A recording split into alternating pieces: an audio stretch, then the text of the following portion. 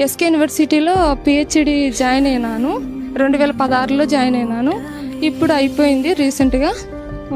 నేను ఏ సబ్జెక్ట్లో అంటే కెమిస్ట్రీ రసాయన విభాగంలో చేసిన సార్. ఫిజికల్ కెమిస్ట్రీ పైన చేసిన సార్.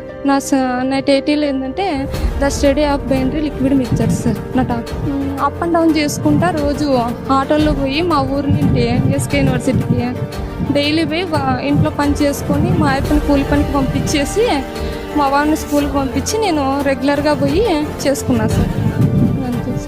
పిహెచ్డి స్థాయికి ఎదుగుతావని నువ్వు అనుకున్నావు? అసలు అనుకోలేదు సార్. నా పేదరికంలో నేను ఎదగలేను సార్ అసలు.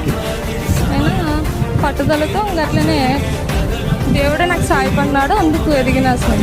అంతే, నాకు ఎవరు సాయపడలే, దేవుడు సాయపడినాడు. నా కష్టానికి ఫలితం అవుతుంది. అంటే మా ఇంట్లో అందరూ ఎవరు చదవలేదు సార్. నేనే చదువుకోవాలనుకున్నాను. నాకు అంత కొంత చదువు వచ్చు కాబట్టి చదవాలని అనుకున్నాను. పట్టింపుతో సార్, పట్టుదల ఉంటుంది. రేపు ఆడపిల్లలకి నువ్వు ఎదిగితే వాళ్ళు కూడా అట్లా తయారవుతారని చెప్పినాడు సార్. అందుకు నేను అట్లనే నేను కష్టపడితేనే కదా రేపు వేరే ఆడపిల్లకి కూడా న్యాయం జరుగుతుంది, బాగా ఎదగలుగుతుందని నేను నిరూపించుకోవాలనుకున్నాను. అందుకు నాకు ఎక్కువ మా మామే సపోర్టింగ్ ఉండేవాడు. ఎక్కువ చదవల్లో పాడితే చదవల్లో ఈ పేదరికం నుండి బయటికి గట్టెక్కాలంటే చదివే ఒకటే మార్గం అని చెప్పినాడు సార్.